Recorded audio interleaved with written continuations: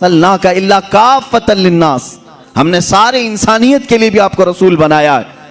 अब अजीज़ान गिराम वक़ार, क्या ये खुशी का लम्हा नहीं है? क्या ये फरहत और इंबसात में झूमने का मौका नहीं है? अल्लाह की मखलूक़ात कितनी है?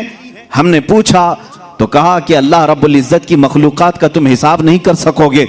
बस ये समझ लेना कि मुफस्सिरीन ने फरमाया है, जिस तरह तुम एक आलम में जी रहे हो, एक दुनिया में जी रहे हो, इस तरह के 18,000 आलम और हैं। एक आलम में कितनी मखलूक़ात हैं यह हमें नहीं। प्यारे दोस्तों, आज की इस वीडियो में मुफ्ती साहब ने हुजूर करीम सल्लल्लाहु अलैहि वसल्लम की शान बयान की है और ईद मिलादुन नबी का असली मतलब बताया है कि आखिर में उसका मतलब होता क्या है। तो आइए सुनते हैं। मालूम कितने किस्म के कीड़े पाए जाते हैं, कितनी किस्म की मछलियां पाई जाती हैं, कितने किस्म के चरिंद परिंद पाए जाते हैं, यह हमें नहीं मालूम। इस आलम में मौजूद मखलूक़ात नहीं मालूम, लेकिन फरमाया गया है कि इस तरह के 18,000 आलम और हैं। उन आलमों के मुतालिक हमें कहाँ मालूम, लेकिन अल्लाह ने अपने इस आखिरी रसूल को सिर्फ इस आलम का रसूल नहीं, सारे 18,000 आलमों का रसूल बनाया है। सारे 18,000 आलमों के वो रसूल हैं। जहां जहां मेरे रब की खुदाई है वहां मेरे रसूल की रिसालत भी है। मेरे आका सल्लल्लाहु तआला अलैहि वसल्लम उनके लिए रसूल हैं। अब आओ मेरे अजीजों, मैं आपको पूछना चाहता हूं, क्या वो फरिश्तों के रसूल हैं या नहीं? जिब्राइल और मीकाइल और इसराफील और इजराइल के रसूल हैं या नहीं? तमाम मलक आला के रसूल हैं या नहीं? जिन्नात के रसूल हैं या नहीं? तमाम मखलूक़ात के वो रसूल हैं या नहीं? हर मुसलमान ये कहेगा, अकीदा मेरा भी यही है, वो हर आलम की हर मखलूक के रसूल हैं। अब हमें खुशी किस बात की है? इसी बात की है वो हर आलम की रहमत है। किसी आलम में रह जाते, ये उनकी मेहरबानी है कि ये आलम पसंद आया। जब वो रसूल 18,000 आलमों में से इस आलम को पसंद करके इस आलम में जलवागर हुए, तो क्या खुशियां मनाना इस आलम वालों के लिए फर्ज नहीं है? यही तो मदीने वालों ने पुकार कर कहा था, वजबत शुक्र अलैना मा दआ लिल्लाहि दाई। ये अल्लाह का रसूल जब तक लोगों को बुलाता रहेगा, ऐ लोगों हम सब पर उसका शुक्र वाजिब है।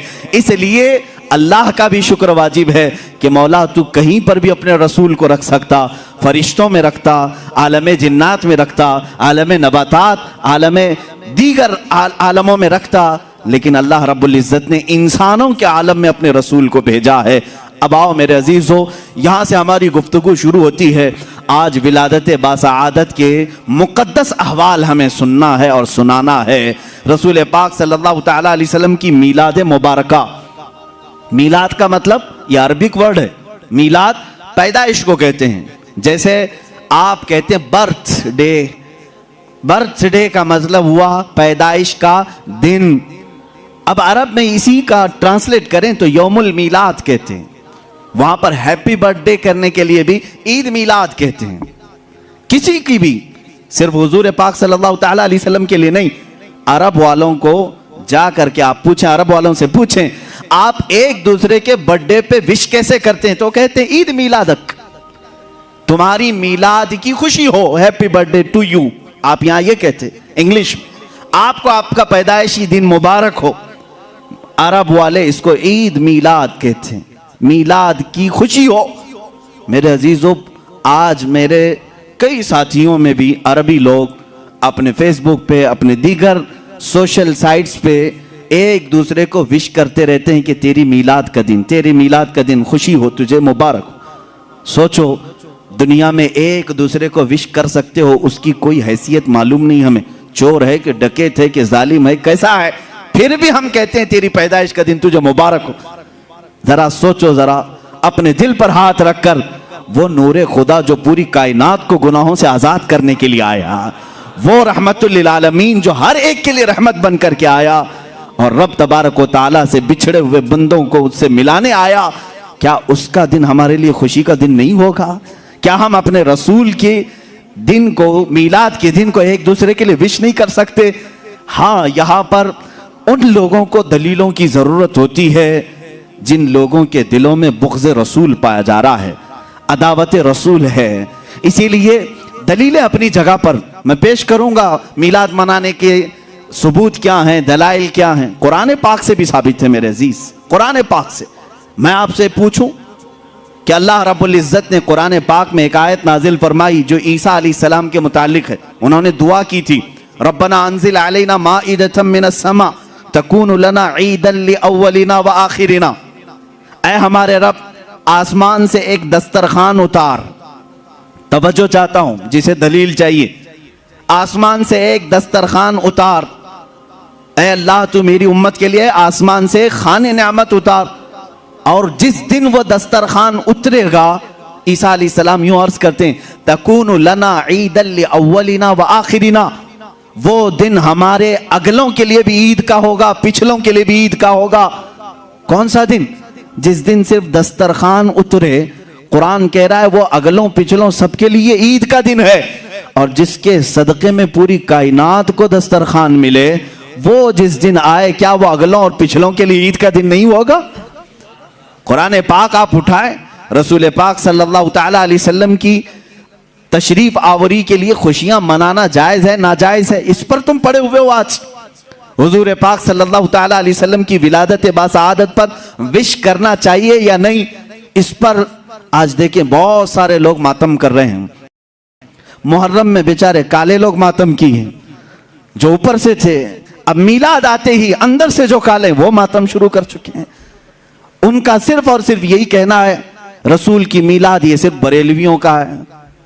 और इसीलिए मैंने शायद कल या परसों कहा था, सुन्नी हो आप सबसे कोई पूछे तो यही कहो, मीलाद मनाना कहां लिखा है?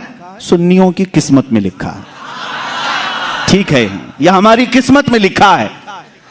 कुरान की आयत के जरिए से भी मैं तुम्हें बताता हूं। अल्लाह रब्बुल इज्जत फरमा रहा है, कुल बिफद्लिल्लाहि व बिरहमतिही फबिज़ालिका फलयफ़रहू। 11वें पारे की आयत है। अल्लाह फरमा रहा है, ऐ रसूल आप फरमा दें अपनी उम्मत से कि जब जब अल्लाह का तुम्हारे पास फजल आए, अल्लाह की रहमत उतरे, फबिज़ालिका फलयफ़रहू। अल्लाह ताला फरमा रहा है, कुरान की आयत लफ्ज पर तवज्जो दो, कुल बिफज़लिल्लाहि व बिरहमतिही। ऐ महबूब आप फरमा दें अल्लाह का फजल जब उतरे और अल्लाह की रहमत जब तुम्हारे ऊपर आए, फबिज़ालिका फलयफ़रहू, तो ये जैसे ही मिले उम्मत को चाहिए कि वो खूब खुशियां मनाए। कौन कह रहा है? रब्बे जुल जलाल। वो फरमा रहा है जब जब मैं तुम पर फजल उतारूं और रहमत उतारूं तो तुम सब के सब मिलकर खुशियां मनाओ। फलयफ़रहू, सब के सब चाहिए कि खुशियां मनाएं। इस सेगे पर, इस लफ्ज पर तवज्जो दें। फिर मैंने पूछा, ऐ रब्बे जुल जलाल तेरी रहमत है क्या? जब वो उतरे तो हमें खुशियां मनाना चाहिए, तेरी रहमत क्या है? रब ताला ने फरमाया, वमा अरसलनाका इल्ला रहमतल लिल आलमीन। तुझे मालूम नहीं मोहम्मद अरबी सल्लल्लाहु अलैहि वसल्लम को हमने पूरे जहानों के लिए रहमत बनाकर भेजा है। तो जब वो रहमत आए तो चाहिए कि खुशियां मनाएं। अब ये कुरान के हुक्म से है, जिस वक्त तुम पर कोई फजल आए, कोई रहमत आए तो खुशियां मनाना चाहिए। अब मुझे बताओ, रसूल रहमत बनकर आए या नहीं? रसूल रहमत बनकर आए या नहीं? और जिस वक्त रसूल रहमत बनकर के आए हैं तो उनको जो जो रहमत समझता है वो खुशियां भी मनाएगा। और खुशियां कौन नहीं मनाएगा? जिसके लिए वो जहमत हो, जिसके लिए जहमत हो वो खुशियां नहीं मनाएगा। उसको भी शायर ने, आशिक रसूल ने अपने शेर में पिरो करके कहा है, निसार तेरी चहल पहल पर हजारों ईदें रबीउल अव्वल, सिवाय इबलीस के जहां में सभी तो खुशियां मना रहे हैं। इसलिए कि रिवायात में जिस दिन रसूल करीम सल्लल्लाहु अलैहि वसल्लम की विलादत हुई उस दिन शैतान अपने पीछे हाथ मारते हुए चीख मार रहा था और मट्टी उठाकर अपने सर पर मार रहा था और घूम घूम करके चिल्ला रहा था कि मेरी सारी मेहनतें बर्बाद हुई, सारी मेहनतें गारत हो गई। वह अपने चेलों में, अपनी ज़ुर्रियत में ये पुकार पुकार कर कह रहा था कि सारी मेहनतें रायगा हो गई। क्यों? रहमत आलम नूर मुजस्सम सल्लल्लाहु अलैहि वसल्लम तशरीफ लाए। इसलिए कि अब वो शैतान से बंदों को आज़ाद कराकर अल्लाह रब्बुल इज़्ज़त की वहदानियत की तरफ लाने वाले थे। तकलीफ किसको हो रही थी 12 रबीउल अव्वल को? तकलीफ किसे हो रही थी 12 रबीउल अव्वल को? ये सबको मालूम है। अल्लाह के नबी सल्लल्लाहु ताला अलैहि वसल्लम तशरीफ लाए हैं, कायनात को खुशियां मनाना चाहिए।